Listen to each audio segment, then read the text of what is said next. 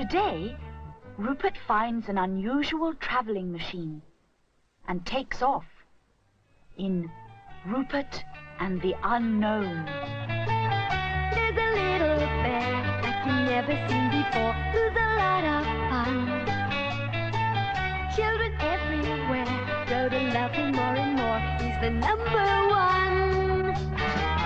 There's a million stories to be told of the things that he's done, and he's gonna share them all with you, so come along.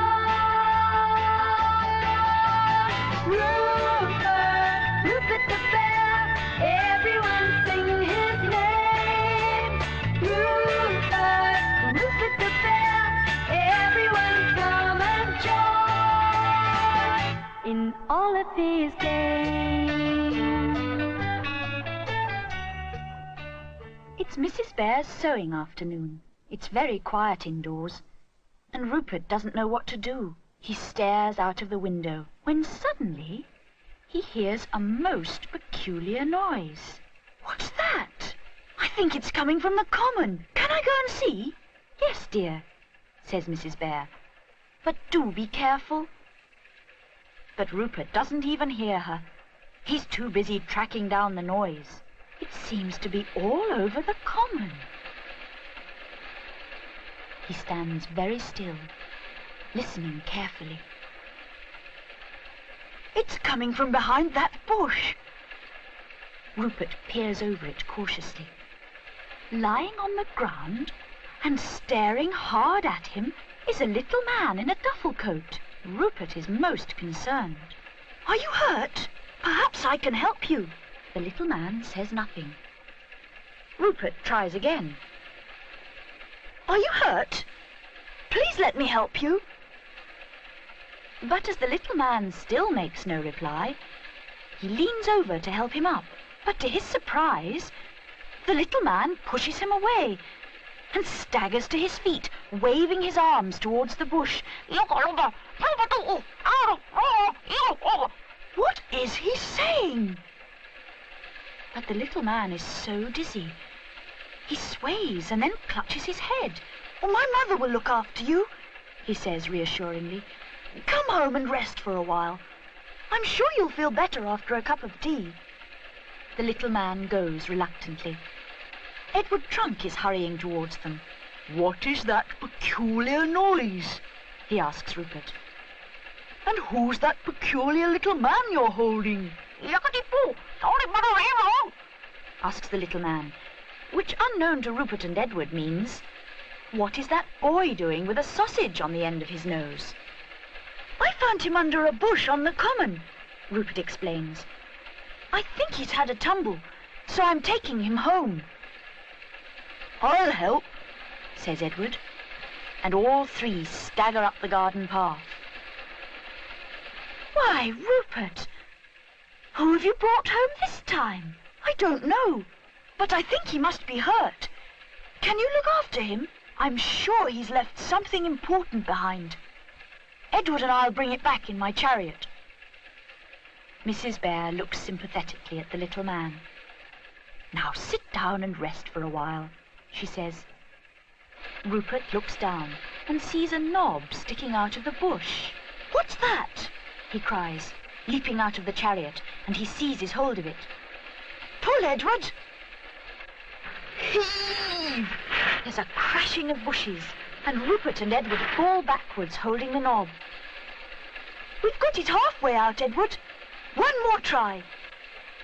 They both get up and drag it free of the bush. I wonder if it floats or flies, cries Rupert Bear in great surprise. Rupert is very curious.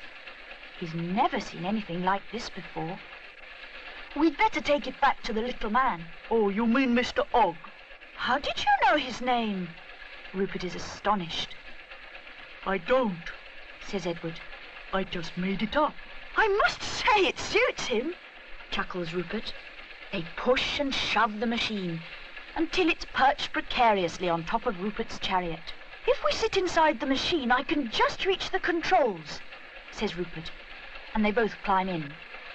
The mast is crackling more than ever, And from somewhere inside the machine, they can hear ding, ding, ding.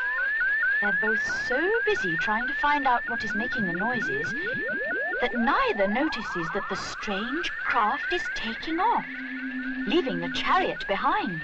How did that happen? Gasps Rupert. Perhaps I can catch hold of a branch, Says Edward. Keep still. You'll have us both out. The airship gains speed and height, and it's soon floating high over the countryside. Now they can see the sea far below. They're flying so fast and so high, it's cold. Rupert's ears are frozen, and so is Edward's trunk. All of a sudden, they're aware of a new note as the airship starts to descend. There's a castle ahead. The airship is flying straight towards it. Edward shouts, We're going to crash! There's a flash and silence. Rupert peers over the side. We haven't crashed at all. Look, those masts must be magnetic. But Edward just nods. He hasn't recovered yet. A door in the turret opens, and out runs a little man. He looks just like the little man they left behind, except that he's dressed all in black. Why, it's another Mr. Ogg, Cries Edward. Please help us.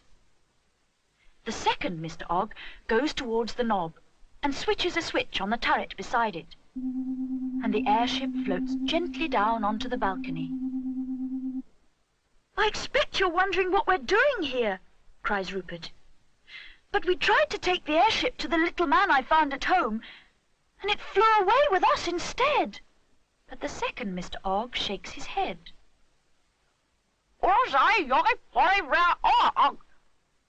Which, unknown to Rupert, means, I can't understand even a quarter of a word you say.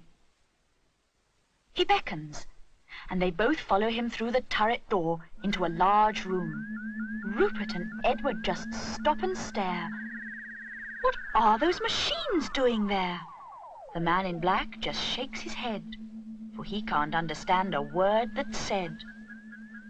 What's the second Mr. Ogg going to do with us? Whispers Edward.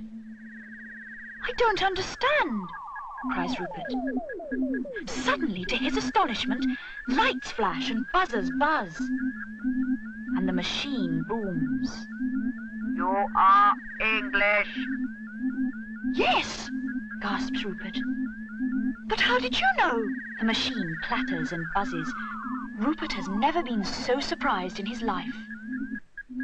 Look, Edward, there's Nutwood, and there's my cottage, and Mummy, and the first Mr. Ogg I found. The little bear wants to ask another question. Can you get us home? Yes, Replies the machine. but first you must have some tea. What would you like? May we have a sandwich, please?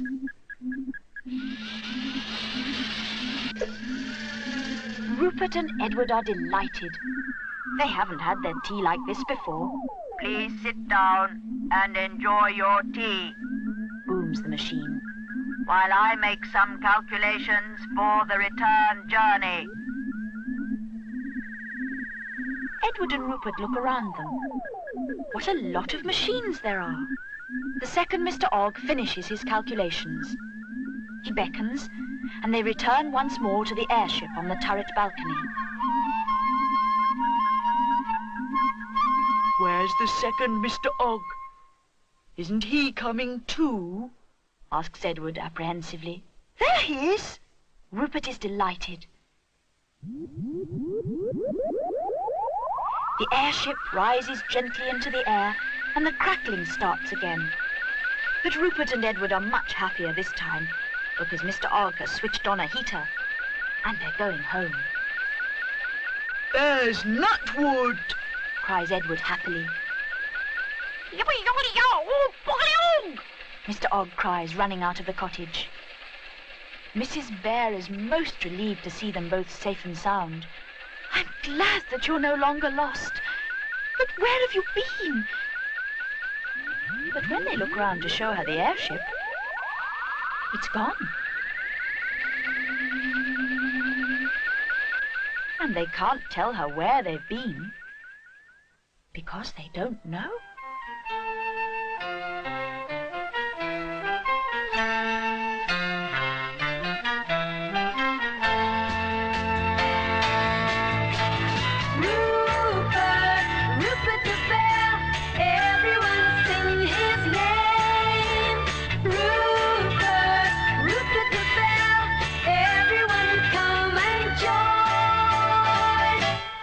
All of his games.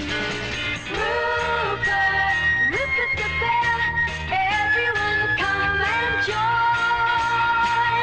join in all of his games.